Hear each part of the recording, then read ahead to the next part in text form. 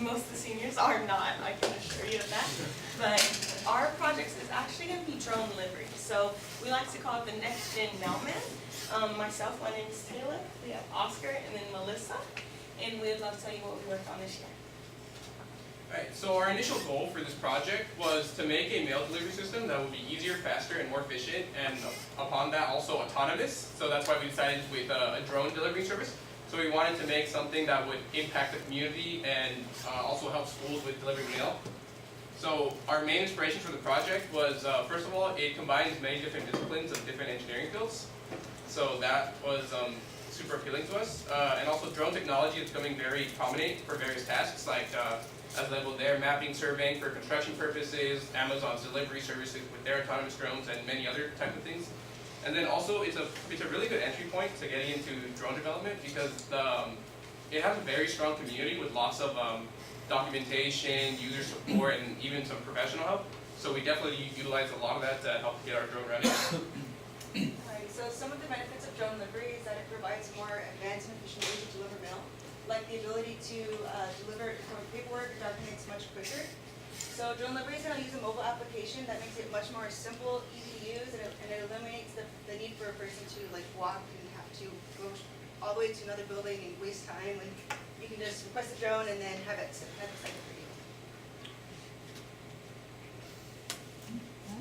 So some of the requirements and specifications in order to complete this design was that the drone itself had to fly on its own without any human involvement, follow a path, and reach its destination accurately.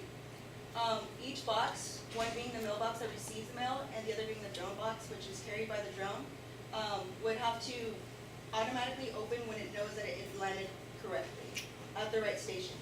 And then also the mobile application has to be simple, easy to use, and offer a really good user experience that makes it easy. Just press a button and the drone comes to you and then you can send it.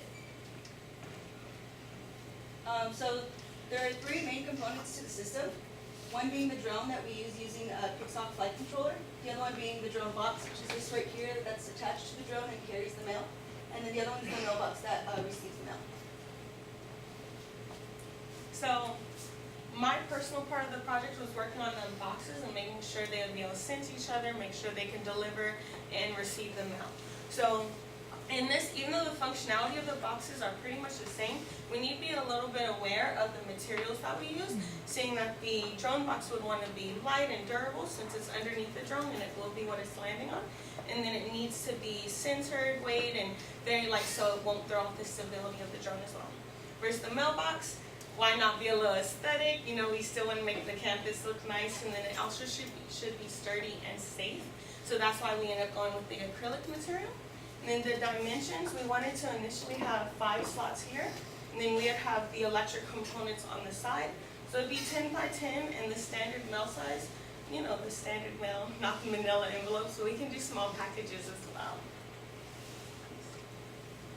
So some of the challenges that we had with these boxes are actually dimensions. As I mentioned, we initially were thinking the electronics can go on the side, but our biggest thing was really centering the weight. Since it is going to be on the drone, we can't have the drone leaning to the left. So we end up putting the electric components in the middle since that would be the majority of the weight. With that, we actually had to limit the slots of the box as well. Here you see I really just focused on 2 to show the functionality of the project, that we can deliver and actually have mail in, hopefully deliver more than 1 piece at a time. Also the locking mechanisms, you see we end up going with magnets here, but the big issue with that is it needed to be locked during flight, but still have a seal easy enough to be broken by a simple server that we put here. And then also the posts you see here, they were somehow very last minute because I was like, oh yeah, the drone can deliver while it's flying. No. But we found that out and we found a simple solution to make sure that was able to work. So simply, circuitry for both the boxes are the same. So we have an Arduino, a servo, and then 2 ultrasonic sensors. Ultrasonic sensors are going to be sending up a sonar to see the distance of the box, make sure we're delivering to another box, not delivering to the ground. Make sure it's within the distance that we need. Functional code, super simple. I'll give a brief overview. but we'll see a video as well, and I'll be able to show you what that's about. So, ultrasonic sensors, it's going to be reading and counting if it's less than 30 centimeters away. This count's going to go on for 10. If it's 10 seconds and it's less than 30 centimeters for both of them, then it will start opening the drone boxes. Since we're going to be delivering to the mailbox, of course we want that one to open, so I put a delay on the drone box so they don't both open and miss the mailbox. I'll go ahead and see the video. Oh, the power source is not even battery. So, actually this is some output while I was testing the code. As you can see, the two sonars, I have an A and a B, and this is counting and incrementing how many times it's within the distance it needs to be. And this is when I put my hand away, and I was like, nope, you're not there anymore, and it decreased the time count as well.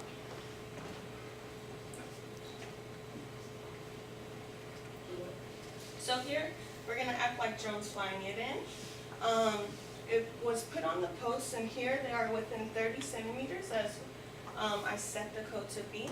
And then it is gonna be 10 seconds since there's gonna be sonar every second, and that's gonna be that count. You see it coming up. That's gonna fully clear this before this one is broken by the servo, and then it closes. And this one I had set a little bit longer before it closes. This way, if any mail did go diagonal, it would have more time to set before it closes. It should happen soon. Alright, and there you go. And then the drone flies away. Alright, so for the app, we're going to show you in a moment a video of how the app is supposed to work, but the simulator we use kind of distorts and makes the words really small, so I just wanted to show you some examples first. This is the main page. It allows you to sign in. You have an account, so you can keep track of your delivery history, your mailbox setting, information about that, and then departments you can request a phone from. So that's just more examples. The list of departments you can select. Let's just say I decided to select engineering and computer science. It'll give me a list of people that receive mail in that department, and I can click on that department or that person, and it'll tell me that the drone is on the way, give me an estimated time, and then tell me that it's going to notify me when it arrives. Downloaded the wrong one. Yeah, I took away all the screenshots. Alright, but basically, so it looks a little cleaner than this. This is just like how it looks before you start to simulate it. But let's just say I decided to press mailbox settings. I can click that I'm unavailable for delivery, and the reason for that is like if you're going on vacation and you don't want to receive mail in your mailbox, or you don't want your mailbox to be overflowed, you can put that you're unavailable for delivery, and so if someone tries to request to send something to you, it'll notify them and tell them that, hey, you're not available, so it avoids that happening. And then if I wanted to see my delivery history, it'll show you your most recent mail that you've sent and mail that you received, what day, what time, in which buildings, and then there's just basic information telling you about the app. So originally, we had an idea to use coordinates within the app to get the drone to land at where we wanted to go.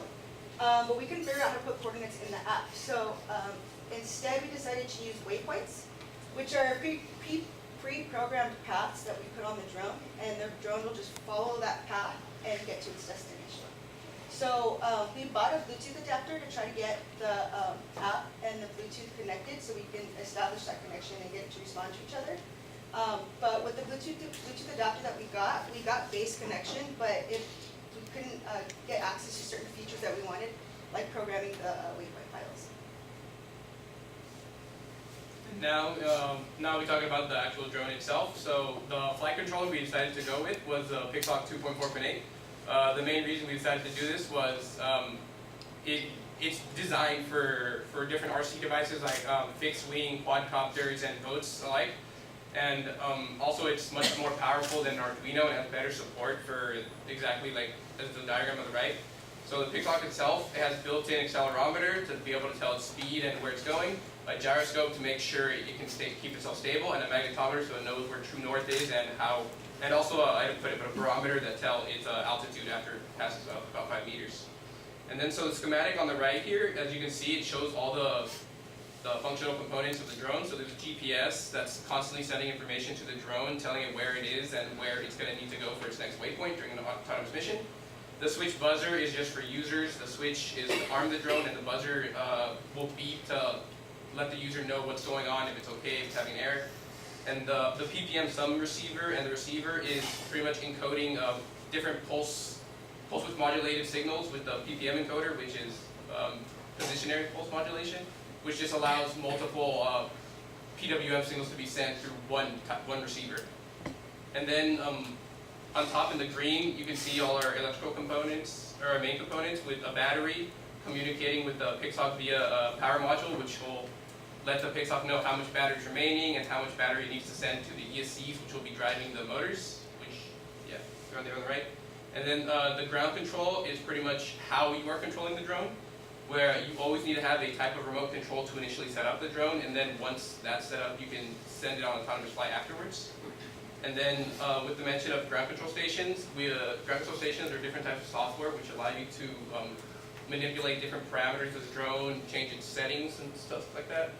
And also we had a Pixie IR camera, which we were using for precision landing. It's an IR camera that we connected via I2C connection to allow us to land more precisely. But we did encounter an error where during one of our flights on campus, the drone actually it had too much interference with the GPS, so it kind of took off in a way that we didn't want it to. So in trying to recover it, it crashed the camera and it kind of messed up how it reads. And then here is the GCS we use. It's called Mission Planner, and on the left here, you can see the different data that it'll show you that the pilot can see while the drone is connected to it via radio telemetry or any other type of connection. And on the right is just a little example of a waypoint file that will show you different GPS coordinates and then the operations it would take to complete its mission. And then during our experimentation, fairly early on, we had an actual flight controller issue. It had some type of hard error, and then it crashed, which caused one of our batteries to be completely destroyed. And also we lost a few components that got whipped as it fell. And then also once we got the IR lock camera connected to the drone, we had to roll back the ground control station to an older version because there are some parameters that got deleted because they didn't need it in newer versions, I guess. And also fairly early on, we had an Arduino connected, reading the Mavlink signal, which is the protocol that they use to communicate between the drone. But then we found out that we could not program any sort of obstacle avoidance without having some type of companion computing like a Raspberry Pi to do the processing. And then here are some videos, or first here on the top right, this is the amount of interference we had when we were testing. So it just became a huge issue with having the drone know where it is due to the GPS module being pretty cheap. And this is an example of the camera, the IR camera. It's pitch black because it's an IR filtered camera, so it's only, and we filled it inside, so there's no light you can detect aside from the IR light itself. So here you see the image, it's like a little circle, and then when I hit that little button right there, it's going to show you the program of it processing what it's trying to recognize. So as I mentioned, after the incident, it wasn't detecting properly. So after that, it wasn't detecting the center of our objects. It was only detecting the outer edges. That's why it's a little sporadic right now. So that was an issue we faced and had to solve. Then here, these videos are just us flying the drone autonomously.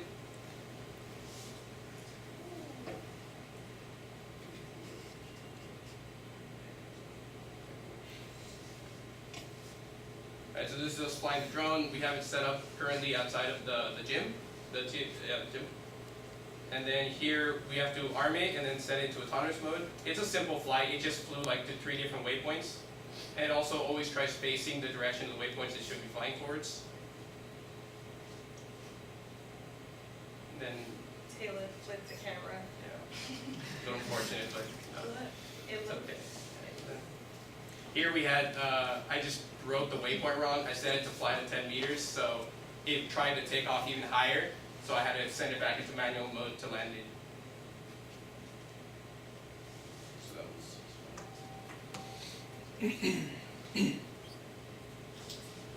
So that was So for the budget, for the boxes itself, the drone box, the mailbox, and the posts, with the material we used, it came out to around $300, but don't worry, I didn't spend $300 on balloon boxes. I was able to find some things around my house to utilize. And then next, the drone, we actually decided to manufacture it ourselves. This way, he's talked about a lot of these features that we needed for our drones, so we didn't want to buy a name brand drone that would be more expensive and ignore the features that it added when we can just build our own that way, and it came out to about $500. So total, we probably spent about $750 on the project total. And then for the results, we actually got all the features or independent parts of the system working. We were having issues connecting things, such as the app having the Bluetooth connectivity. We were able to get a basic connectivity, but it wasn't to where we'd be able to implement what we wanted to do. Then also with the centering of the weight on the drone box, if I feel like I focused on doing that more in the beginning, we would have been able to put it on the drone and actually see that fly with the drone as well, but it's something we can work on in the future. Yeah, so after what she said, in conclusion, with more time, we could solidify proper connectivity, build a more efficient system, and ultimately complete a delivery system that's beneficial to any campus.